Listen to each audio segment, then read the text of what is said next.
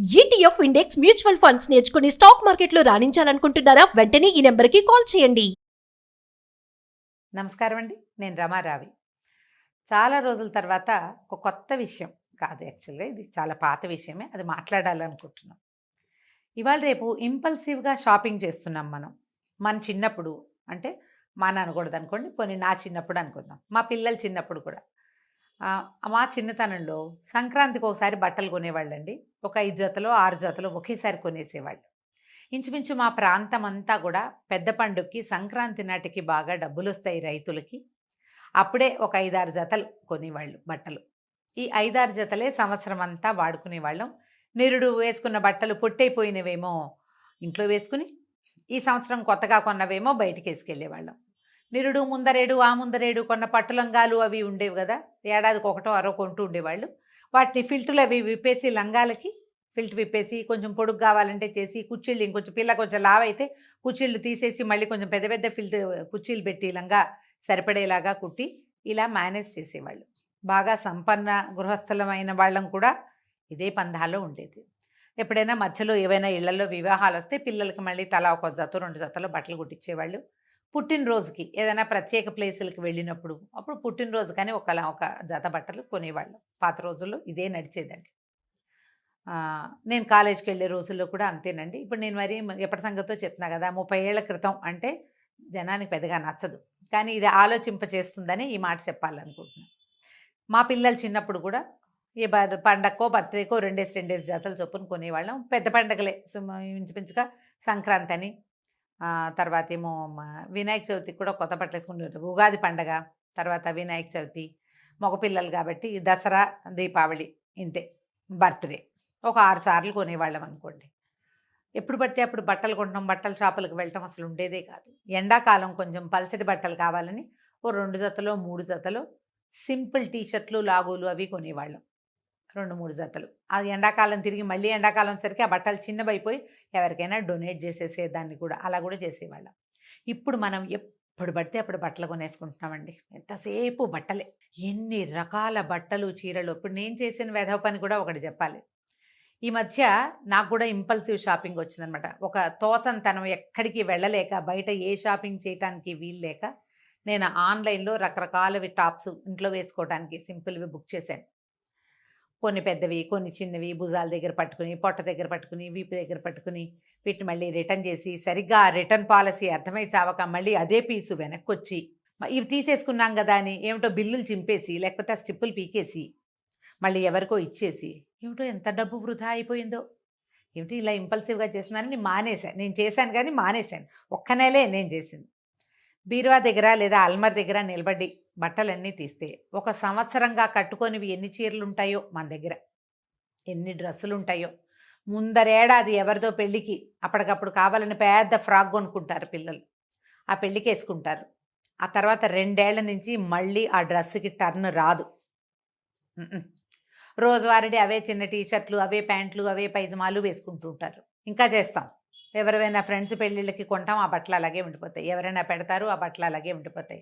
బీరువాల నిండా బట్టలు ఉంటూ కూడా ఎప్పుడు మన బట్టలు బీరువాలు కళకళలాడుతూనే ఉంటాయి.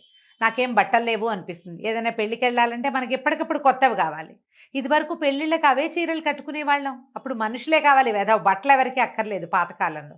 కానీ ఇప్పుడు మనకు అది కాదు, ఏ మనిషి అక్కర్లా. వాళ్ళు వేసుకున్న డ్రెస్సు అది ఎంత ఖరీదు, ఎక్కడ కుట్టించారు, దానికి దీనికి బ్లౌజ్కి ఎంత వర్క్ చేయించారు, ఆ వర్క్కి ఎంత ఖరీదు పెట్టారు, టైలర్కి ఎంత ఇచ్చారు, ఇవే కావాలి మనకి. మనుషులు వాళ్ళ లక్షణాలు ఏమీ వద్దు, ఓన్లీ బట్టలకే మనం ఇంపార్టెన్స్ ఇస్తున్నాం. సరే, వాటిని వదిలిపెడితే మన బీరువా చూస్తే బీరువా నిండా బట్టలు ఉంటాయి, అల్మర్ల నిండా బట్టలు ఉంటాయి. ఎవరికి లేవండి బట్టలు? ఆలోచించండి. అంటే మీకున్నాయి మాకేం లేవు అని రాయకండి మీరు దయచేసి. 80% వ్యక్తుల దగ్గర బట్టలు ఉంటున్నాయి. ఎందుకంటే మీరు గమనించండి, ఏ బట్టల షాపులోనూ ఖాళీ లేదు.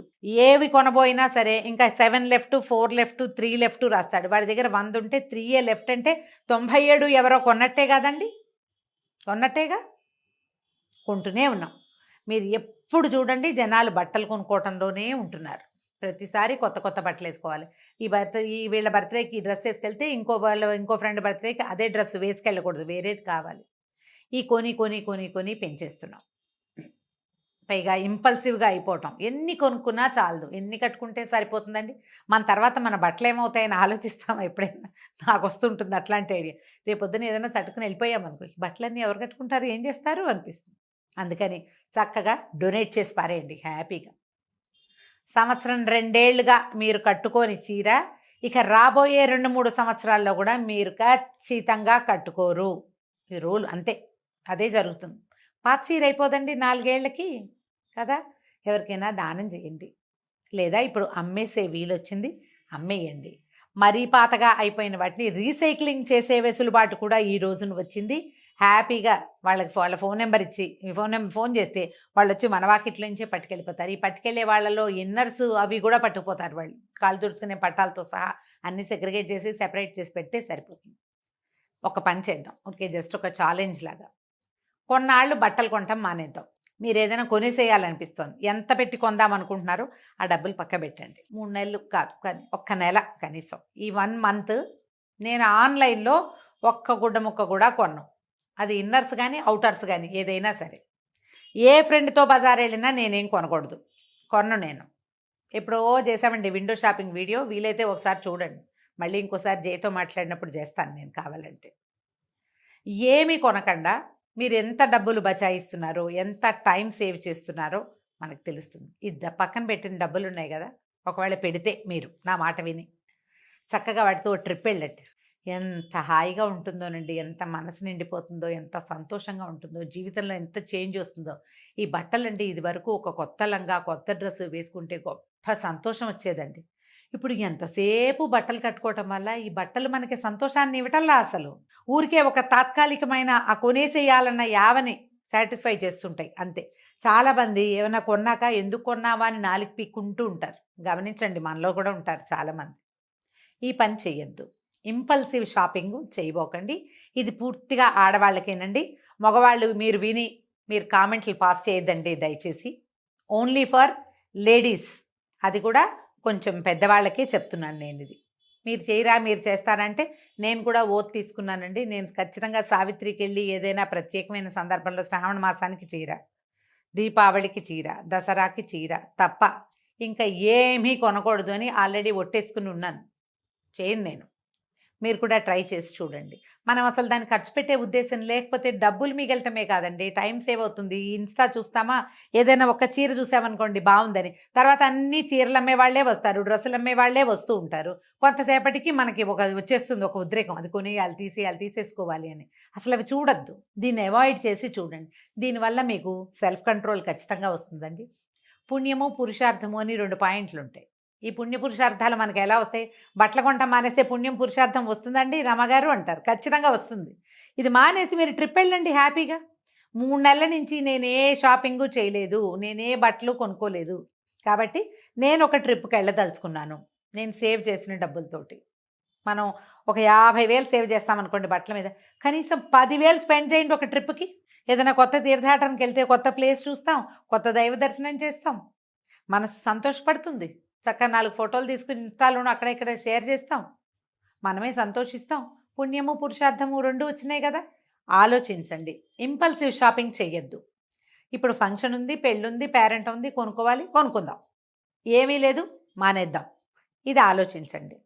ఇది ఆలోచింపజేసే వీడియో అని నేను ఖచ్చితంగా నమ్ముతున్నానండి. చూద్దాం మరి మీరేమంటారు.